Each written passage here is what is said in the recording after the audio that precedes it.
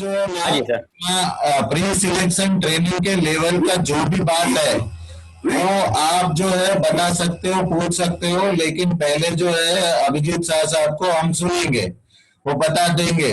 और कल जो अपने 8 नंबर का चैप्टर लिया है उसमें से भी कुछ क्वेरी हो, मैंने बोला था आप तैयारी करके आना, तो कुछ आपकी क्वेरी हो तो आप पूछ सकते हो। और अगर 40 मिनट के बाद ये कट जावे, मैं तुरंत 2 मिनट वेट करना, तुरंत दूसरी लिंक भेजूंगा, है ना। अभिजीत शाह जी साहब को देता हूं मैं। Okay sir. हाँ साहब, हाँ जी सर। तो सबसे पहले मैं सीनियर डीएमई साहब ने मुझे मौका दिया, अतुल साहब ने भी मुझे यहाँ बुलाने का काम किया, उसके लिए उसका धन्यवाद अदा करता हूँ। मेरे डीपीओ साहब, मेरे एपीओ साहब अविनाश जी ने मुझे यहाँ आने का परमिशन दिया, उसके लिए उसको भी मैं धन्यवाद अदा कर लेता हूँ।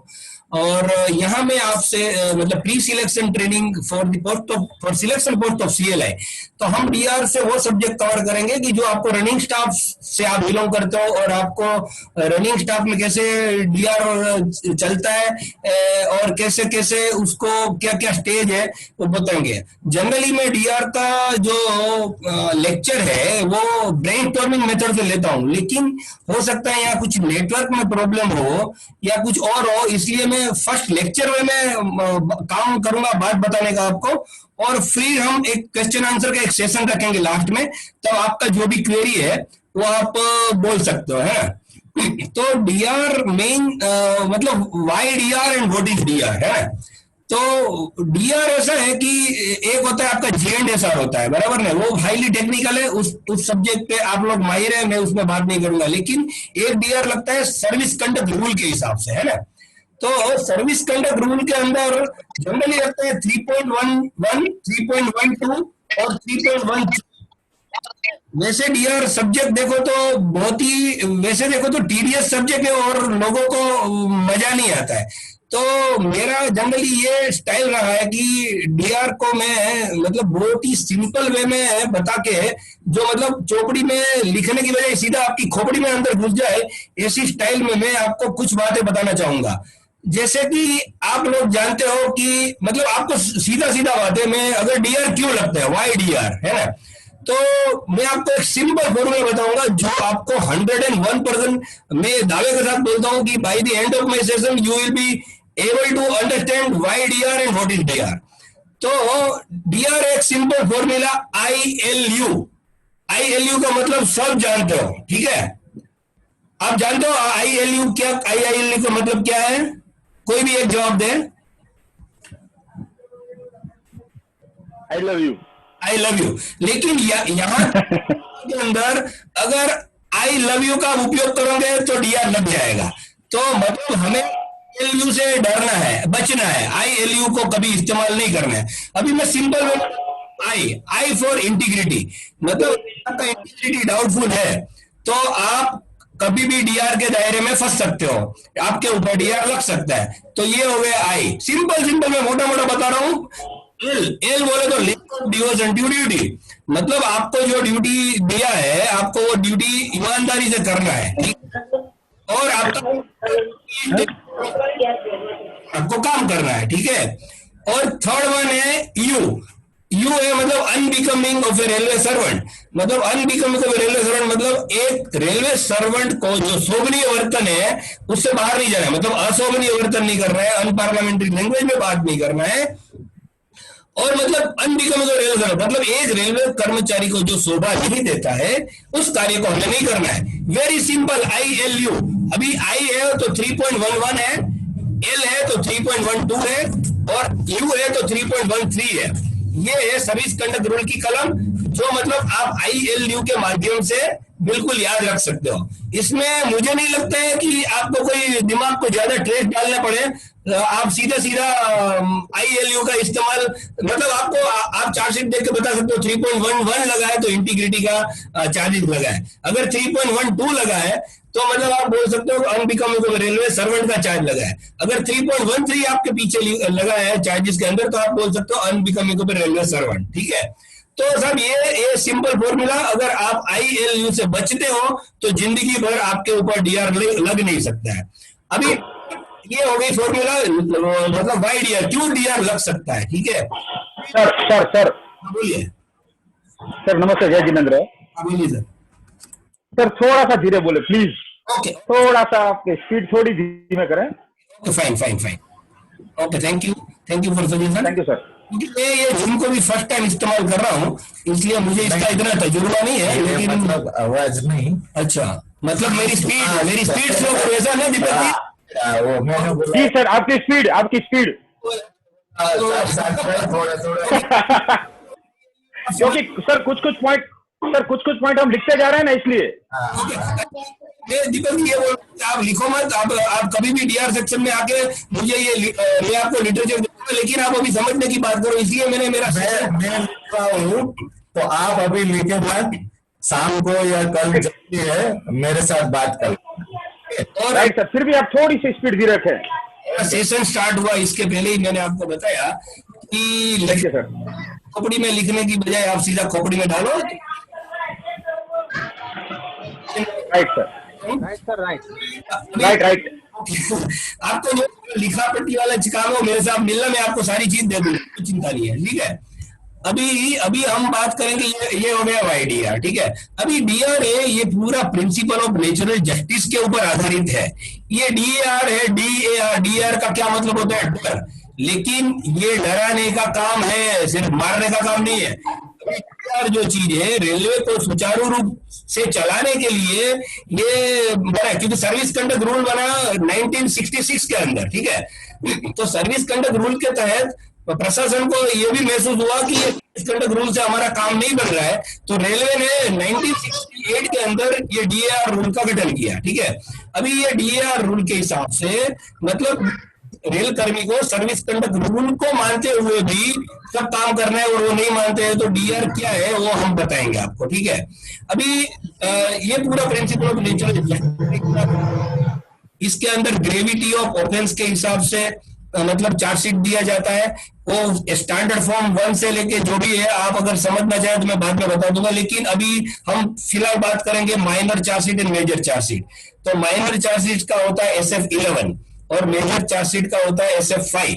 वो आप सब जानते हो, क्योंकि रनिंग्स के आप बिलोंग करते हो, तो हो सकता है कि आप लोगों में से किसी को भी चार्जशीट मिला हो, तो ये सब प्राइमरी बातें वो सब मालूम है। लेकिन मैं इसलिए यहाँ रिपीट करना चाहता हूँ कि हम जब भी मकाम पर पहुंचे उसके पहले ये सब चीज कवर हो जानी चाहिए। तो SF1 जो छोटी छोटी मोटी चीज होती है, छोटी छोटी चीजों का ब्रीच ऑफ रूलिंग का अगर हमने कोई पालन नहीं किया जो भी है, तो उसके हिसाब से ग्रेविटी अगर छोटी है तो हम छोटी शास्ति देते हैं, और बड़ी है ग्रेविटी तो बड़ी शास्ति देते हैं। जैसे कि आप लोग रनिंग से बिलोंग करते हो, तो आपका मतलब रनिंग में जो हादसा होता है वो कभी जनरली छोटा नहीं माना जाता है। जैसे कि आपका मतलब एक्सीडेंट केस में जो भी इन्वॉल्व होता है, जैसे कि स्पार्ट केस में इन्वॉल्व होता है, स्पार्ट केस भी मतलब एक तो नेग्लिजेंसी की वजह से होता है, या तो ब्रेक ब्लॉक फेलियर की वजह से होता है, या तो जो भी डिरेलमेंट होता है, यार्ड डिरेलमेंट होता है, पैसेंजर का डिरेलमेंट होता है, फेटल होता है, आदमी मरता है, जान जाती है कि नहीं जाती है, वो ग्रेविटी के ऊपर हम देते हैं। और वो ग्रेविटी को भी साबित करने के लिए हम लोग पहले आपका होता है MJE, मेजर जॉइंट इंक्वायरी। तो उसके वो एक तरह से हम उसको बोलते हैं फैक्ट फाइंडिंग इंक्वायरी। तो MJE के कंडक्ट करते हुए मतलब ये जानने की प्रशासन कोशिश करते हैं कि इसके अंदर कौन गिल्टी है और कितना गिल्टी है ना, किसका कौन से डिपार्टमेंट का कितना जिम्मेदारी और नेग्लिजेंसी इन्वॉल्व है। तो ये होता है उसका जो कंक्लूजन होता है, उस पर अगर पता चलता है कि ये डिपार्टमेंट का आदमी प्राइमरी रिस्पॉन्सिबल है और ये डिपार्टमेंट का आदमी सेकेंडरी रिस्पॉन्सिबल है, तो उस हिसाब से उसका मेजर चार्जशीट या तो माइनर चार्जशीट दिया जाता है। अभी हम माइनर चार्जशीट पे आते हैं। तो माइनर चार्जशीट SF11 के द्वारा दी जाती है। इसमें जो चार्ज ऑफिसर है उसको 10 दिन टाइम दिया जाता है डिफेंस देने के लिए, और 10 दिन के बाद वो अपना डिफेंस देता है। 10 दिन का अंदर डिफेंस देने के बाद डिसिप्लिनरी अथॉरिटी है वो उसके ऊपर पेनल्टी इंपोज करता है, जो प्रिस्क्राइब पेनल्टी है, छोटी शास्ति बड़ी शास्ति, उसका हम बाद में करेंगे, क्योंकि इतना हमारा अभी जो 40 मिनट का टाइम मुझे दिया गया है उसके अंदर हमें बहुत सारी इंपॉर्टेंट चीज को कवर करना है। तो मतलब ये इसके आधार पे मतलब एक पेनल्टी इंपोज हो जाती है ग्रेविटी ऑफ ऑफेंस के हिसाब से। DA will always apply his own mind, और किसी की इन्फ्लुएंस में नहीं आता है, और खुद का डिसीजन वो देते हैं। अभी ये मैंने आपको पहले ही बताया कि ये प्रिंसिपल ऑफ नेचुरल जस्टिस के तहत ये डीआर चलता है। तो यहाँ एक आपको अपॉर्चुनिटी की भी आपको डिफेंस देना है। फिर भी पेनल्टी से आप संतुष्ट नहीं हो और आपको ऐसा लग रहा है कि ये पेनल्टी मुझे कुछ ग्रेविटी के हिसाब से बहुत ज्यादा है, तो एक होती है appeal authority, next higher authority, तो आप उसको अपील कर सकते हो। तो अपील के तहत आपको वापिस आपको 45 डेज का टाइम दिया जाता है from the acknowledgement of NIP. 45 days का टाइम में आप अपील करते हो, अपील अथॉरिटी अपील को देखते हैं, उसके ऊपर डिसिप्लिनरी अथॉरिटी का रिमार्क भी लगता है, क्योंकि डिसिप्लिनरी अथॉरिटी ये प्रोसीजुरियल मैटर है सब। तो डिसिप्लिनरी अथॉरिटी भी जब भी आप अपील करोगे तो उस पर उसका कमेंट करेंगे कि भाई मेरा व्यूज क्या है ना। तो वो सिर्फ अपना व्यूज ही दे सकता है, उसमें कोई बाकी कोई मतलब डायरेक्शन नहीं दे सकता अपील अथॉरिटी को कि नहीं नहीं ये तो ऐसा है, इसको ऐसा ही करना चाहिए, ये तो बराबर है, ये तो मैंने बहुत लीनियंट व्यू में छोटा पेनल्टी दिया, इसको तो बहुत बड़ा देना चाहिए। वो कुछ नहीं होता। अपील अथॉरिटी सीट अपना जो आपने अपील किया उसका पारावेट कमेंट करके छोड़ देगा अपीलेंट अथॉरिटी को, डिसिप्लिनरी अथॉरिटी पारावेट कमेंट करके छोड़ देगा अपीलेंट अथॉरिटी को, और अपीलेंट अथॉरिटी उस पर गौर करके फिर उसका डिसीजन देता है। अगर वो डिसीजन आता है अपील, जिसको हम बोलते हैं अपील रिप्लाई, उसके अंदर भी आपको 45 डेज का टाइम देता है और रिवीजन पिटीशन फाइल करने का। देखो आप कितना ब्यूटीफुल डीआर का गठन हुआ है कि हर जगह आपको प्रिंसिपल ऑफ नेचुरल जस्टिस का वायोलेशन है। कहीं ऐसा नहीं है कि कई लोग बताते हैं कि नहीं ये तो सर हमसे प्रिजुडाइज थे इसलिए उनको बहुत ज्यादा पेनल्टी दिया। हो सकता है एक आदमी आपसे प्रिजुडाइज हो, लेकिन disciplinary authority, appellate authority, revisionary authority तो प्रिजुडाइज नहीं हो सकता आपसे, क्योंकि तीनों अलग अलग जगह पे बैठे हैं, ठीक है। और आपका मतलब अपील डिसाइड होने के बाद फिर भी चार्ज ऑफिसर को ऐसा लग रहा है कि मुझे ये चीज अभी भी मंजूर नहीं है और ये ग्रेविटी ऑफ ऑफेंस के हिसाब से पेनल्टी अभी भी हार्श है, तो उसको रिविजनरी अथॉरिटी के तहत वो अपना रिवीजन पिटीशन भी दे सकते हैं विद इन 45 डेज। तो वो रिवीजन पिटीशन देंगे। ओके, अभी रिवीजन पिटीशन में क्या होता है कि रिवीजन पिटीशन जब भी चार्ज ऑफिसर करता है तो उसका रिवीजन पिटीशन का सारा पारावाइज रिमार्क जो आपकी रिवीजन पिटीशन है उसका सारा पारावाइज रिमार्क डिसिप्लिनरी अथॉरिटी भी देंगे और अपीलेंट अथॉरिटी भी देंगे, ताकि मतलब रिवीजनल अथॉरिटी देखेंगे कि उसमें डिसिप्लिनरी अथॉरिटी और अपीलेंट अथॉरिटी का व्यूज क्या है, और आपकी बात आप मतलब वो कोरिलेटेड करेंगे कि इसमें चार्ज ऑफिसर कितना सही बोल रहा है और कितना नहीं। तो रिवीजन अथॉरिटी के बाद भी मतलब रिवीजन अथॉरिटी फिर 45 डेज के अंदर आप प्रस्तुत करते हो। रिवीजन अथॉरिटी के बाद चार्ज ऑफिसर को रिवीजन अथॉरिटी के द्वारा भी पेनल्टी इम्पोज की जाती है। और जनरली ये रिविजनरी अथॉरिटी है वो लास्ट अथॉरिटी होती है ना। अच्छा, सेम प्रोसीजर है मेजर पेनल्टी के अंदर, इसलिए हम ये दूसरी बार डिस्कस नहीं करेंगे, क्योंकि ये appellate authority, revision authority, appeal देना, रिविजन पिटीशन देना, ये सारी बात है वो सेम प्रोसीजर माइनर और मेजर में। और एक यहाँ बात मैं आपको बताना चाहूंगा जो शायद ही किसी ने सुना होगा कि जनरली बोलते हैं कि रिविजन पिटीशन है वो लास्ट अपॉर्चुनिटी होती है। तो लेकिन क्या होता है कि जहां एक्सीडेंट वगैरह इन्वॉल्व रहता है, जैसे ऑपरेटिंग डिपार्टमेंट है, जैसे मैकेनिकल डिपार्टमेंट है, जैसे इंजीनियरिंग डिपार्टमेंट है, वहां कई लोगों को ऐसा लगता है कि नहीं नहीं अभी भी मेरे को संतुष्ट, मैं अभी भी संतुष्ट नहीं हूँ, क्योंकि मुझे अभी भी पेनल्टी को मतलब बहुत ज्यादा दिया है, ग्रेविटी ऑफ ऑफेंस के हिसाब से अभी भी हार्श है। तो यहाँ प्रिंसिपल ऑफ नेचुरल जस्टिस का एक और मौका दे दे अंडर रूल नंबर 31, जो सीधा आप प्रेसिडेंट ऑफ इंडिया को सीधा आपका मर्सी पिटीशन मतलब भेज सकते हो। तो हमारे पास यहाँ बहुत हमने प्रेसिडेंट ऑफ इंडिया की मर्सी पिटीशन भी हमने डील किए। और यहाँ क्या होता है कि मर्सी पिटीशन जो मेजर और माइनर दोनों में ये प्रोविजन है रूल नंबर 31 का, तो उसके अंदर मर्सी पिटीशन देते ही सबसे पहले वो जाती है डिसिप्लिनरी अथॉरिटी के पास। डिसिप्लिनरी अथॉरिटी मर्सी पिटीशन पे रिमार्क देते हैं, अपना parawise remark. Again appellate authority same काम करते हैं, अगेन रिविजनरी अथॉरिटी सेम काम करते हैं। अभी हो सकता है कि रिविजनरी अथॉरिटी है वो मतलब जे ग्रेड हो या एसएजी ग्रेड हो, और ये जो मर्सी पिटीशन है वो तो प्रेसिडेंट ऑफ इंडिया के पास जाती है। तो before sending it to the president of India, मतलब कंसर्न जनरल मैनेजर और with consultation of PHODs of that railways is decide whether the revision petition made by the or preferred by the charge officer is a fit case to be sent to president of India or not. तो ये जैसे कि mechanical department का PHOD होता है CME, principal CME, तो वो file principal CME के पास भी जाता है। Principal CME DA appellate authority, reviewer authority का रिमार्क भी देखते हैं और देखते हैं कि भाई ये वाकई मतलब ग्रेविटी ऑफ ऑफेंस के हिसाब से पेनल्टी बराबर है कि नहीं है। अगर उसमें उसको ऐसा लगता है कि नहीं पेनल्टी बराबर है, तो वो लिख देंगे सीधा अपना remark, this is not a fit case to be send to the president of India. तो वहां वो चीज खत्म हो जाती है और चार्ज ऑफिसर को जवाब मिल जाता है कि भाई आपका केस है वो फिट नहीं है। अगर केस फिट होता है तो उसको प्रधान कार्यालय और रेलवे बोर्ड है सेक्रेटरी यूपीएससी, और secretary UPSC president of India तक पहुंचाने का काम करता है। और अगर कहीं पे भी अगर ऐसा लग रहा है हायर अथॉरिटी को, तो आपको वहां भी न्याय मिलने का काम होता है।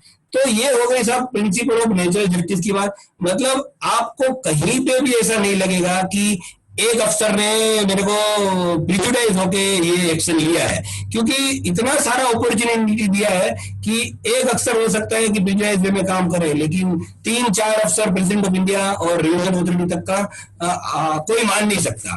तो ये हो गई आपकी मेजर ये अपना हो गया प्रोसीजर हो गया, मैंने आपको बताया ये माइनर पेनल्टी का प्रोसीजर था, सेम मेजर पेनल्टी में लगता है। अभी इसके पहले हम बात करेंगे शेड्यूल ऑफ पावर की, कि भाई चार्जशीट दे कौन सकता है ना। तो चार्जशीट जनरली 3 स्टेज हायर, जो डिसिप्लिन होता है इनिशियल स्टेज पे वो 3 स्टेज हायर होना चाहिए, है ना। जैसे कि 2800 ग्रेड पे का एएलपी है, तो उसके ऊपर होता है 42, उसके ऊपर होता है 46, उसके ऊपर होता है 48। तो मतलब इसमें ऐसा है कि अगर एसओपी में ऐसा बताया कि जो 20 अपना पुराना ग्रेड पे की हम बात करें तो अप टू 2400 ग्रेड पे है, अप टू 2400 ग्रेड पे तक का असिस्टेंट ऑफिसर चार्जशीट दे सकते हैं।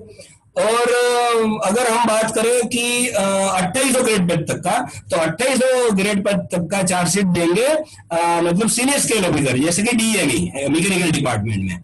और अगर 2800 ग्रेड पे के ऊपर का कोई चार्ज ऑफिसर है तो उसको देंगे जे ग्रेड ऑफिसर, बोले तो सीनियर डीएमई, है ना। और कहीं पे भी ऐसा जैसे वर्कशॉप वगैरह में क्या होता है कि AME CA DME senior DME का पोस्ट नहीं होता है, वहां एडब्ल्यूएम या तो सीडब्ल्यू वगैरह होता है। तो जहां कोई assistant officer independent charge hold करता है, तो तभी ये रूल को हम नहीं देखेंगे 2400, 2600, 2800। तो असिस्टेंट ऑफिसर इवन 2800 को भी दे सकता है, इवन 42 को भी दे सकता है, क्योंकि he is having independent charge of that unit. तो ये हो गई एसओपी की बात। तो एसओपी के हिसाब से मतलब जब भी डिसिप्लिनरी अथॉरिटी होती है तो 1 step higher appellate authority, 1 step higher revisionary authority, और फिर आगे प्रेसिडेंट ऑफ इंडिया, वो तो फिक्स है। तो ये हो गई एसओपी की बात। अभी प्रोसीजर जो मैंने माइनर पेनल्टी की बता दी, अभी मैं मेजर पेनल्टी की प्रोसीजर बताता हूं कि मेजर पेनल्टी के अंदर प्रोसीजर में क्या होता है कि चार्जशीट इश्यू किया, बाकी प्रोसीजर जो टाइम गैप है अपील रिवीजन इसका टाइम गैप है वो सेम है, लेकिन में प्रोसीजर में थोड़ा अंतर है। तो आप प्रोसीजर जान लो कि मेजर पेनल्टी चार्जशीट इश्यू करते ही आपको वही 10 दिन का टाइम दिया जाता है, और उसके अंदर 2 चीज होती है।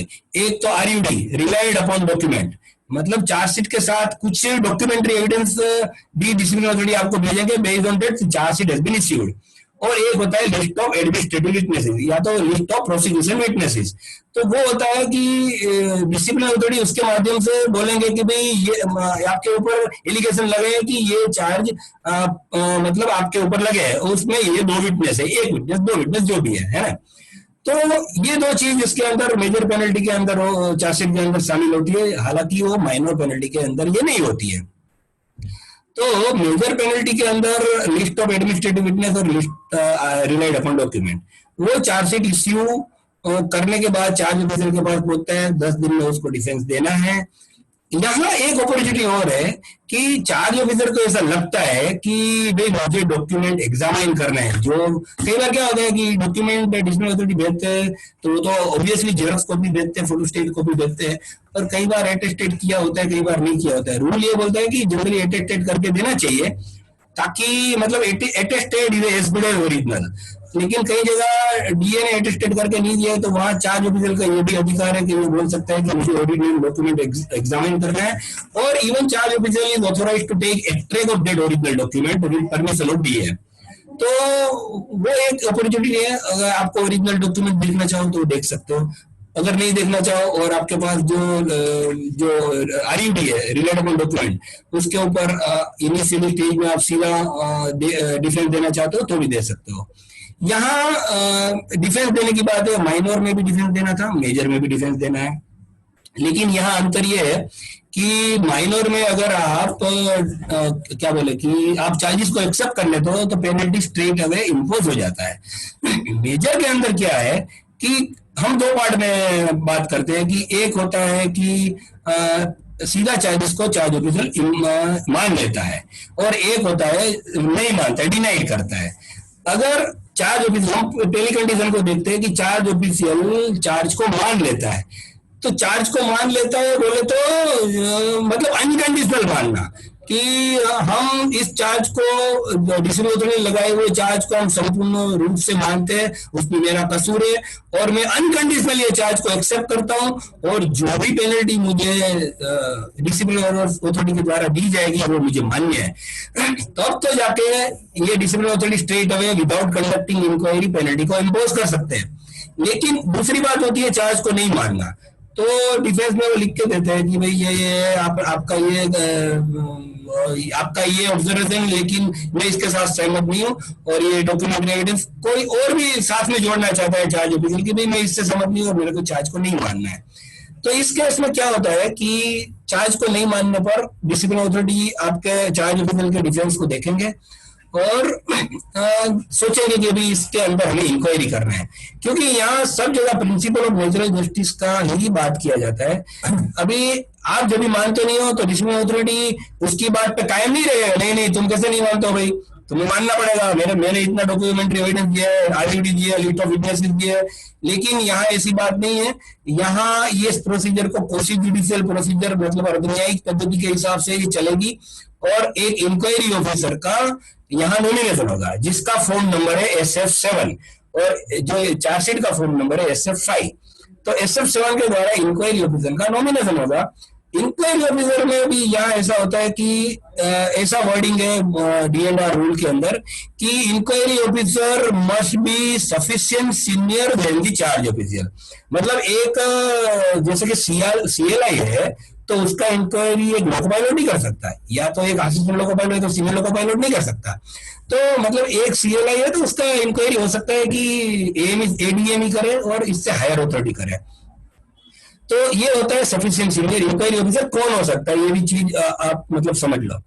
और दूसरा मतलब जैसे ही इंक्वायरी का गठन होगा, इंक्वायरी नॉमिनेशन का नॉमिनेशन हो जाएगा इंक्वायरी ऑफिसर का SF7 के द्वारा, वो चार्ज ऑफिसर को बताया जाएगा, और फिर इंक्वायरी ऑफिसर आपको चार्ज ऑफिसर को मतलब पूछेगा कि भाई मुझे इंक्वायरी ऑफिसर के माध्यम पे नॉमिनेट किया है, आपको कोई तकलीफ तो नहीं। वो उसकी प्रीलिमिनरी इंक्वायरी में बुलाएगा, वो सर्टेन क्वेश्चन है, अगर वो क्वेश्चन आप देखना चाहते हो तो मैं आपको कभी भी दे सकता हूँ। इसमें अगर हम डिटेल में बात करेंगे तो शायद हो सकता है कि हमारा जो इम्पोर्टेंट चीज है अधूरा रह जाए। तो वहां अभी ये होता है कि इंक्वायरी ऑफिसर का नॉमिनेशन हो गया, फिर उसमें सारी चीज पूछ ली कि भाई उसमें आपको यहाँ एक प्रिंसिपल ऑफ नेचुरल जस्टिस के तहत एक और अपॉर्चुनिटी है डिफेंस काउंसिलर रखने का, कि हो सकता है कि भाई कोई लोग है वो अपना जो बयान है वो इतना एफिशिएंट वे में प्रस्तुत नहीं कर सकता है, तो वो कोई एफिशिएंट आदमी जो रेलवे एम्प्लॉय होता है, मतलब he or she should not be a professional, मतलब वो कोई वकील नहीं होना चाहिए प्रैक्टिस करता हुआ, लेकिन he or she can be a railway servant, retired railway employee, whatever. और उसमें भी ऐसा प्रावधान है कि जो इंक्वायरी ऑफिस जो आपने डिफेंस काउंसिलर को रखा है तो वो 6 जगह से वो तो डिफेंस काउंसलिंग नहीं कर रहा है, क्योंकि वो फिर मेरिट पे काम नहीं कर पाएगा। और प्रशासन को जो एक टाइम शेड्यूल दिया हुआ रेलवे बोर्ड ने कि भाई आपको 150 दिन में मेजर केस को फाइनल करना है, 90 दिन के अंदर इंक्वायरी फाइनल हो जानी चाहिए। वो अगर 6 से ज्यादा, अगर मेरे पास सपोज मान लो कि 6 से ज्यादा इंक्वायरी है तो मेरे को हर जगह दूसरी जगह पर इंक्वायरी में जाना है, तो हो सकता है कि वो मेरिट पे काम नहीं कर पाऊं, और हो सकता है कि मैं टाइम बाउंडिंग में काम नहीं कर पाऊं। तो इसकी वजह से ये मतलब टाइम शेड्यूल दिया है, उसके हिसाब से उसको इंक्वायरी करना है। इंक्वायरी के अंदर आप मतलब चार्ज ऑफिसर को एक और प्रिंसिपल ऑफ नेचुरल जस्टिस के तहत जो अपॉर्चुनिटी मिलती है वो है क्रॉस एग्जामाइन करने का, जैसे कि ओके, जैसे कि चार्ज ऑफिसर जो प्रोसिक्यूशन विटनेस है, एडमिनिस्ट्रेटिव विटनेस, उसको भी एग्जामाइन कर सकते हैं, और जो रिलाइड अपॉन डॉक्यूमेंट के उसके तहत भी उसको मतलब प्रश्न जवाब पूछ सकते हैं। नॉट ओनली दिस, अगर एडमिनिस्ट्रेशन जैसे कि प्रोसिक्यूशन विटनेस पेश कर रहे हैं और मतलब चार्ज ऑफिसर को अगर उसके कोई विटनेस पेश करना है जो प्रशासन मतलब ऐसा जरूरी है कि भाई उसको निर्दोष साबित करने में मददरूप होगा, तो क्या होगा कि वो उसको बोलते इंक्वायरी ऑफिसर को बोलेंगे कि भाई मैं मेरा डिफेंस विटनेस को प्रस्तुत करना चाहता हूँ। तो डिफेंस विटनेस को, इंक्वायरी ऑफिसर को ऐसा लग रहा है कि भाई ये केस से रिलेटेड है, तो वो उसको सीधा सीधा परमिशन दे देगा। अदरवाइज वो डीए को पूछ लेंगे कि भाई चार्ज ऑफिसर है, इसको ये डिफेंस विटनेस के तौर पे बुलाना चाहते हैं, तो क्या आप परमिशन देते हो? अगर डिफेंस एडिशनल अथॉरिटी परमिशन देते हैं तो एक होता है ये डिफेंस विटनेस जो चार्ज ऑफिसर डिफेंस काउंसिल के माध्यम से प्रस्तुत कर सकता है और उसकी बात भी रख सकता है। और ये मतलब इंक्वायरी के दौरान भी बहुत सारी opportunity under the settled law principle of natural justice दी गई है। मतलब इस तरह से इंक्वायरी आपकी चलती है, मतलब आपको मतलब हर स्टेटमेंट जो रिकॉर्ड होता है उसमें चार्ज ऑफिसर की भी साइन होती है, डिफेंस काउंसिलर की भी साइन होती है, और प्रोसिक्यूशन विटनेस का स्टेटमेंट लिया उसमें भी उसको क्रॉस एग्जामिन करने का मौका दिया जाता है। ये सब कुछ है, मतलब आप कहीं भी ऐसा लगेगा नहीं आपको कि यहाँ चार्ज ऑफिसर को कोई अपॉर्चुनिटी नहीं मिल रही है। एक एक स्टेज ऐसा है यहाँ जबरदस्त अपॉर्चुनिटी मिल रही है। और फिर लास्ट में इंक्वायरी कंक्लूड करने से पहले इंक्वायरी ऑफिसर चार्ज ऑफिसर से डिफेंस ब्रीफ डिफेंस मांगेगा कि भी आपको कुछ कहना चाहता है। हो सकता है कि इंक्वायरी ऑफिसर ने कुछ अपॉर्चुनिटी नहीं दी हो, या तो उसको जो पूछना है, जो पूछा है उसका प्रॉपर जवाब नहीं दिया, तो यहाँ लास्ट में एक और अपॉर्चुनिटी है ब्रीफ डिफेंस। ब्रीफ डिफेंस के माध्यम से चार्ज ऑफिसर उसमें सारी बात अपनी रख सकता है जो उसको इंक्वायरी ऑफिसर के इंक्वायरी के दौरान ऐसा लगा हो कि मुझे यहाँ ऐसा प्रिंसिपल ऑफ नेचुरल जस्टिस का मौका नहीं दिया गया है, तो ये बात अपना ब्रीफ डिफेंस के माध्यम से रख सकते हैं। और वो ब्रीफ डिफेंस को इंक्वायरी ऑफिसर को उस पर भी कमेंट करके उसका इंक्वायरी फाइंडिंग को कंक्लूड करना होता है। इंक्वायरी फाइंडिंग को कंक्लूड करना मतलब इंक्वायरी रिपोर्ट को तैयार करना, जिसको फाइंडिंग भी बोलता है, कंक्लूडिंग भी बोलते हैं और इंक्वायरी रिपोर्ट भी बोलते हैं। इंक्वायरी ऑफिसर वो रिपोर्ट को सीधा डिसिप्लिनरी अथॉरिटी को भेजते हैं, डिसिप्लिनरी अथॉरिटी वो रिपोर्ट को, अच्छा अभी इसमें वो बात आ गई कि इंक्वायरी ऑफिसर क्या करता है, या तो चार्ज को प्रूव करता है या तो चार्ज को नॉट प्रूव करता है। लेकिन यहाँ क्या होता है कि कोई ऐसा चीज चार्ज प्रूव नॉट प्रूव के अलावा कुछ नहीं होता है, पार्टली प्रूव कोई चीज होती नहीं है। पार्टली प्रूव करना है तो एक चार्ज का दो पार्ट करके आपको बोलना पड़ता है कि ये प्रूव और ये नॉट प्रूव। कई जगह क्या होता है इंक्वायरी ऑफिसर बोलते हैं चार्ज नॉट प्रूव, तो ठीक है, बोलता है चार्ज पार्टली प्रूव, तो ऐसा नहीं होता है। इंक्वायरी ऑफिसर कभी कभी ये भी लिखता है कि मैं डीए को ये सलाह मशवरा करता हूँ, या तो मेरा ओपिनियन ये है कि ये बहुत ही सीरियस केस है और ये चार्ज ऑफिसर को सख्त से सख्त, कड़ी से कड़ी सजा दी जाए। ऐसा वर्डिंग फाइंडिंग में नहीं डालना चाहिए, क्योंकि इंक्वायरी ऑफिसर का दायित्व वो है कि उसको जो चार्जेस फ्रेम किए गए चार्ज ऑफिसर के ऊपर, उसके तहत उसको इंक्वायरी करना है, वो फ्रेम में रहेगा, उसके बाहर जाके उसका कोई भी ओपिनियन नहीं देना है। तो ये मतलब डीआर रूल की बात कर रहा हूँ। हो सकता है आप भी सीएलए में जाएंगे तो आपके पास बहुत सारी इंक्वायरी आएगी कंडक्ट करने के लिए, इसलिए आपको ये इस माध्यम से मैं बताना चाहता हूँ कि आपका ओपिनियन नहीं देना है, सिर्फ आपको इंक्वायरी को ये चार्ज को प्रूव या तो नॉट प्रूव, पार्टली प्रूव कर रहे हो तो कौन सा प्रूव और कौन सा नॉट प्रूव, ये तीन बात के अलावा कोई आपको कुछ भी बोलना नहीं होता है फाइंडिंग के दौरान। डिसिप्लिनरी अथॉरिटी वो फाइंडिंग को चार्ज ऑफिसर को भेजेंगे। अभी मैंने बोला कि या तो दो बात होती है, प्रूव्ड और नॉट प्रूव्ड। अगर नॉट प्रूव्ड हुआ चार्ज, इंक्वायरी ऑफिसर ने नॉट प्रूव किया है तो क्या होगा, और प्रूव किया है तो क्या होगा। प्रूव किया है तो इंक्वायरी ऑफिसर का रिपोर्ट डिसिप्लिनरी अथॉरिटी देखेंगे और उसको अगर वो सहमत है तो इसमें क्या है कि चार्जेस को, इंक्वायरी रिपोर्ट को डिसिप्लिन चार्ज ऑफिसर को ऐसे का ऐसा भेज देंगे। अगर सहमत है डिसिप्लिनरी अथॉरिटी तो भी कि सीधा इंक्वायरी रिपोर्ट को भेज देंगे कि please find here the inquiry report और inquiry finding done by the inquiry officer, और charge officer is given opportunity to give his representation within 15 days। यहाँ 15 दिन का अपॉर्चुनिटी मिलता है। फिर अगर जब भी चार्ज प्रूव ही नहीं हुआ है तो चार्ज ऑफिसर क्या करता है कि चार्ज ऑफिसर बोलता है चार्ज प्रूव ही नहीं है तो मैं क्यों रिप्रेजेंटेशन दूं, लेकिन उस इंक्वायरी रिपोर्ट को रिसीव करके एक्नॉलेजमेंट देना पड़ता है। और फिर भी लिखना चाहे तो बोल सकते हैं कि नहीं मेरा चार्ज इंक्वायरी के दौरान प्रूव ही नहीं हुआ है तो मुझे सजा नहीं दी जाए और ये चार्ज से मुक्त किया जाए, ऐसा रिप्रेजेंटेशन भी दे सकता है। और फिर वो डिसिप्लिनरी अथॉरिटी बोले कि चलो वाकई ये गिल्टी नहीं है तो सीधा चार्ज को ड्रॉप भी कर सकते हैं। अभी रही बात चार्ज प्रूव की, इंक्वायरी ऑफिसर ने जहां चार्ज को प्रूव किया है, ऐसे माहौल में क्या होगा। अच्छा एक बात है कि एक बात और छूट गई मेरे से कि चार्ज को नॉट प्रूव किया है इंक्वायरी ऑफिसर ने, और डिसिप्लिनरी अथॉरिटी उस चीज को मानते नहीं है कि नहीं भाई ये चार्ज तो प्रूव ही है, भले इंक्वायरी ऑफिसर ने नॉट प्रूव किया। लेकिन होता क्या है कि यहाँ क्या डीए रीजनल अथॉरिटी होती है, वो दो चीज कर सकते हैं, या तो इंक्वायरी को फिर से कंडक्ट करवा सकते हैं, इंक्वायरी ऑफिसर को बोल के भाई ये पार्ट आप फिर से कंडक्ट करो। अच्छा, उसमें टाइम उसको ऐसा लगेगा ज्यादा कंज्यूम हो जाएगा, तो वो क्या करेगा कि उसका डिसएग्रीमेंट रिकॉर्ड करेगा, डिसिप्लिनरी अथॉरिटी उसका डिसएग्रीमेंट रिकॉर्ड करेंगे कि भाई दो inquiry officer prove the charge but I am not convinced with the finding drawn by the inquiry officer, and मैं इस चीज चार्ज को जो इंक्वायरी ऑफिसर ने डिस्प्रूव किया है उसको मानता नहीं हूँ, और क्यों नहीं मानता हूँ तो ये दिस इज माय डिसएग्रीमेंट, उस करके मतलब रीजनिंग स्पीकिंग ऑर्डर, मतलब रीजनिंग वो अपनी बात बोलेंगे इसके अंदर क्या बोलते हैं इसको, डिसएग्रीमेंट में, और डिसएग्रीमेंट के माध्यम से वो चार्ज ऑफिसर को इंक्वायरी रिपोर्ट के दौरान खुद का डिसएग्रीमेंट भी बोलेंगे कि भले इंक्वायरी ऑफिसर ने चार्ज को प्रूव नहीं किया लेकिन मैं इसको मानता नहीं और मैं चार्ज को प्रूव ही मानता हूँ और मेरा डिसएग्रीमेंट इसके साथ है। तो यहाँ क्या वर्क करना होता है कि 15 दिन के बाद चार्ज ऑफिसर को रिप्रेजेंटेशन बोलते हैं, जिसको फाइनल डिफेंस बोलते हैं डीआर की लैंग्वेज में, वो फाइनल डिफेंस प्रस्तुत करना होता है। डिसएग्रीमेंट के ऊपर भी कोई कमेंट करना चाहता है चार्ज ऑफिसर तो कर सकते हैं।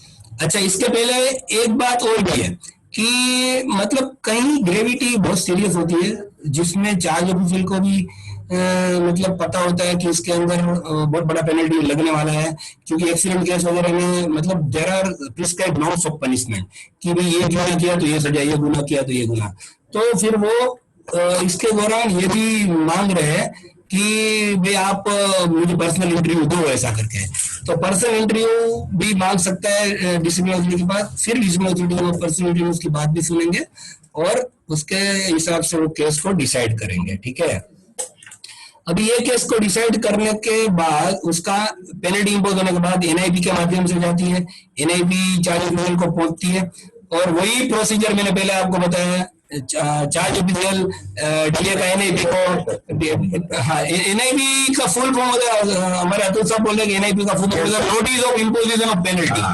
Notice of imposition of penalty है ना, और पीआईपी हम बोलते हैं जनरली तो proposal of imposition of penalty, जो चार्जशीट इनिशियल होती है जब ये सब 1 हो या ये सब 11 या 5 तो उसको पीआईपी बोलते हैं, तो that is called as proposal of PIP, proposal of initial of penalty, और ये notice of imposition of penalty है proposal of imposition of penalty, ये दो चीज में अंतर है। नोटिस बोले तो मतलब ये पेनल्टी इंपोज हो चुकी है और सिर्फ आपको नोटिस के माध्यम से जाती है, और वही प्रोसीजर रहेगी same to same, appellate authority, revision authority, even mercy petition to president of India, everything मतलब सेम टू सेम रहेगी। और अभी हम थोड़ी देर ये अभी हो गई how to impose major and minor penalty, what is the procedure of impose minor and major penalty, ये हो गई हमारी प्रोसीजर की बात है ना।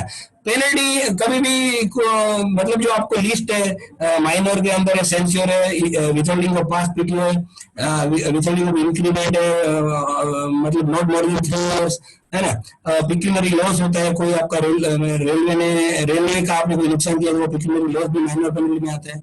मेजर पेनल्टी में रिडक्शन होता है विद लॉस ऑफ सिविलिटी होता है, विदाउट लॉस ऑफ भी होता है, reduction to lower stage, reduction to lower scale भी होता है, रिमूवल फ्रॉम रेलवे सर्विस होता है, कंपल्सरी रिटायरमेंट होता है, डिसमिसल होता है। ये पेनल्टी अगर कोई मतलब जानना चाहे डिटेल में तो मतलब उसका लिस्ट गूगल पे भी अवेलेबल होता है और सब जगह अवेलेबल होता है ना, मैंने दिया तो ये लिस्ट ऑफ पेनल्टी अतुल साहब ने दिया है। अभी हम एक सेशन मेरे ख्याल से टाइम आउट होने जा रहे हैं, तो अतुल साहब एक दूसरा लिंक भेजेंगे, उसके बाद हम दूसरा सेशन को स्टार्ट करते हैं ना।